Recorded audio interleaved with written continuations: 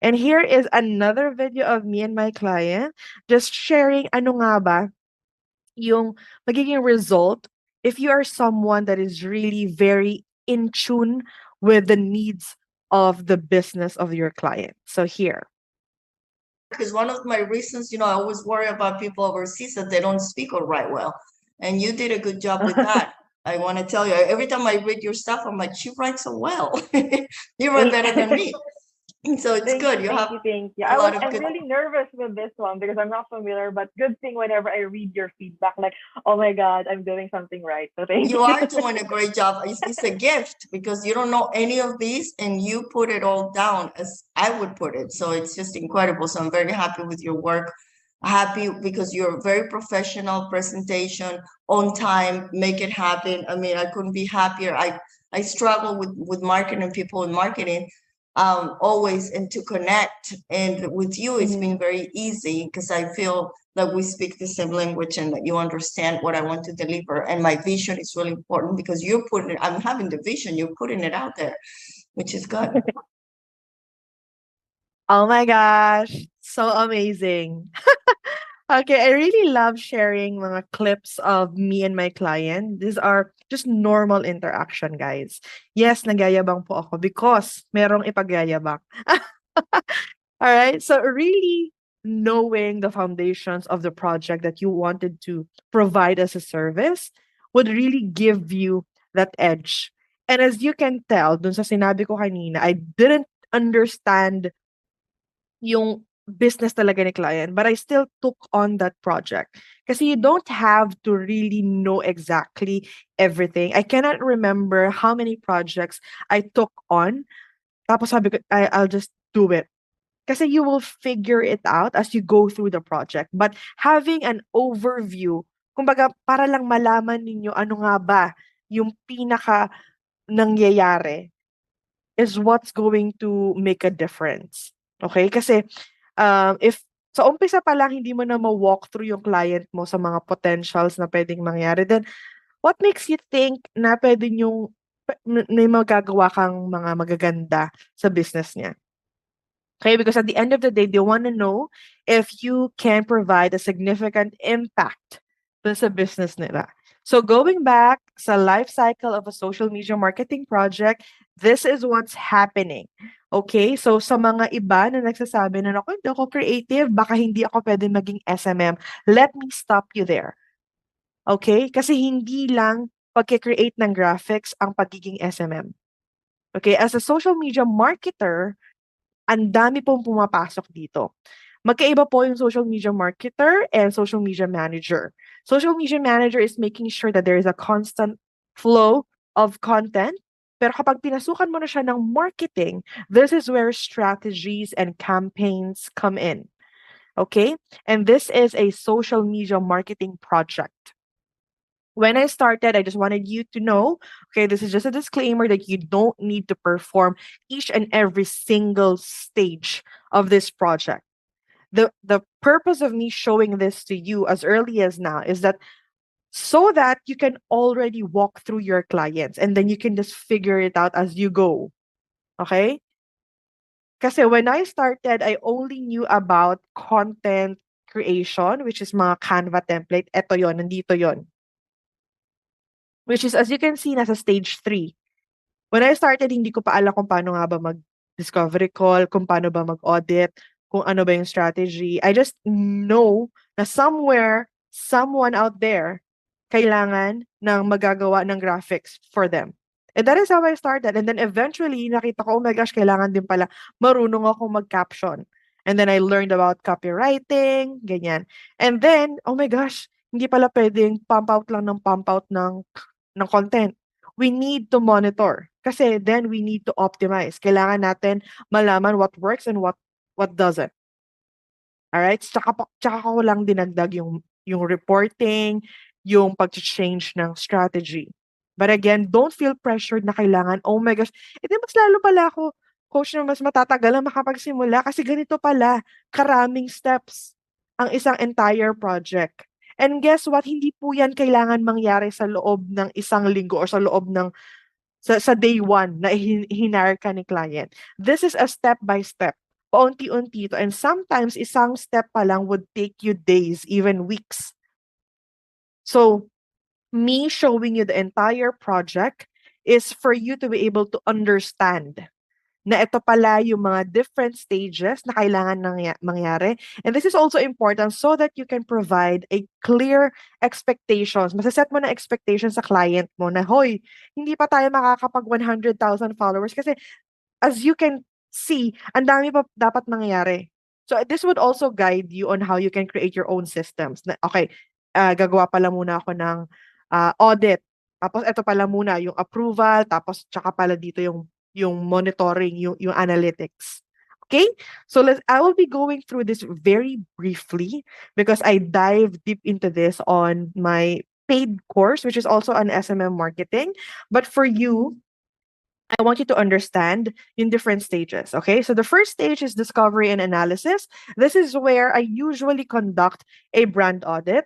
Oh, sorry. Dito pala muna is yung client consultation. So I understand ano ba yung goals nila, sino ba yung target audience, and yung clear expectations kung saan ba dapat ako papasok. Okay. If they already have an existing marketing director, or if ako ba lahat gagawa from the strategy to the graphics and even the scheduling and engagement. Okay? And then I conduct a market analysis or should we say competitive analysis just so that we are aware ano ba nangyayari, ano ba ginagawa ng mga competitors nila. Okay? And then from there, we can identify any opportunities and challenges na pwede nating gawa ng paraan.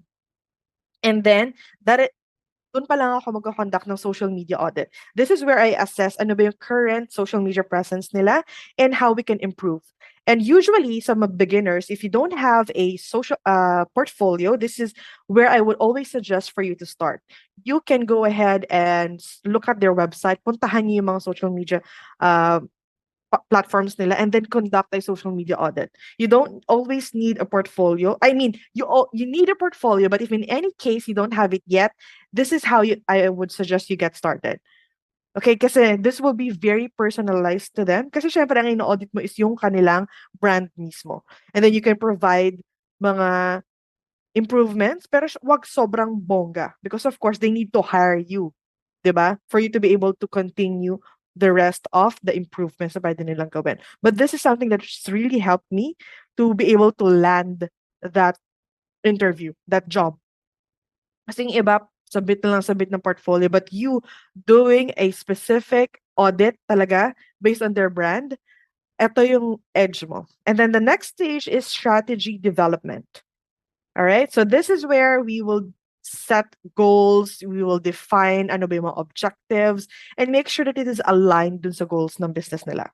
And then, this is where we do the strategy for the content. I will plan ano ba yung different types of content, kung kaya ba ni client na mag-create ng videos, and then we will be incorporating themes based doon sa industry nila, based doon sa product or service ni client, and what type of messaging ang kailangan natin gawin.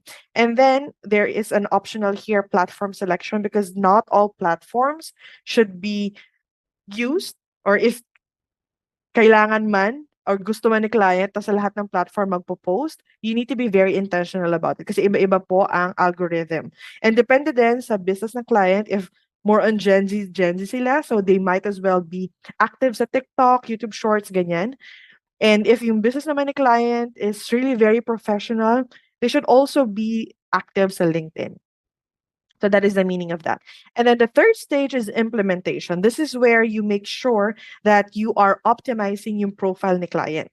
Okay, you are making sure that it is cohesive, yung logo, yung bio, may link ng website nila sa lahat ng social media platforms. And then, tsaka pa lang po papasok yung content creation. Can you see yung thinking na, oh my gosh, kailangan ko bang maging graphic designer and something?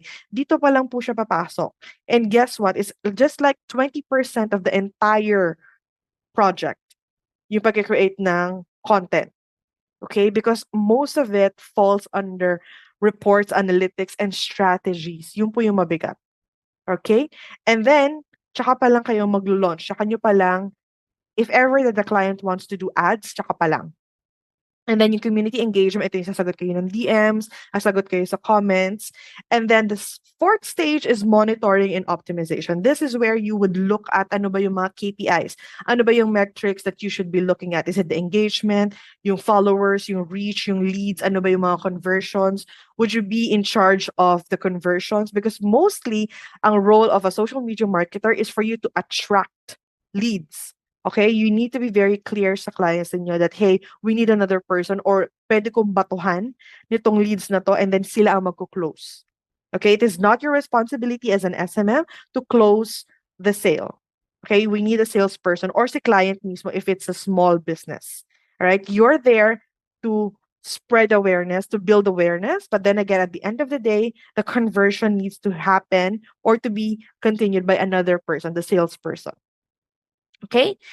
And then data analysis, this is where you analyze and you gauge if effective ba yung mga content that you're putting out. Maybe enough now with carousel posts or images. Maybe it's now really time for you guys to create videos.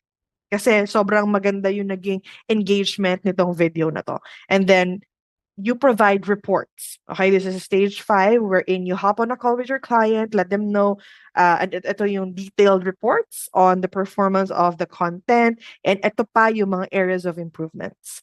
And then that is when you go to the last stage, which is scale or pivot, just to make sure that you are always looking into certain strategies if nag-yield ba yon ng results or maybe it's really time for you to try a different approach. So here is the entire social media project. As you can see, very heavy on monitoring, reporting, and scaling. So hindi po natatapos ang strategies. Okay?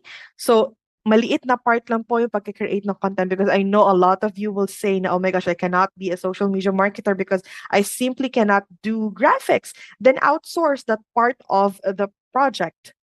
Okay? If you are someone that would be able to create campaigns, if you're someone that could research on what content does best, you can be a social media marketer. Okay? So there you have it. This is the entire social media marketing project.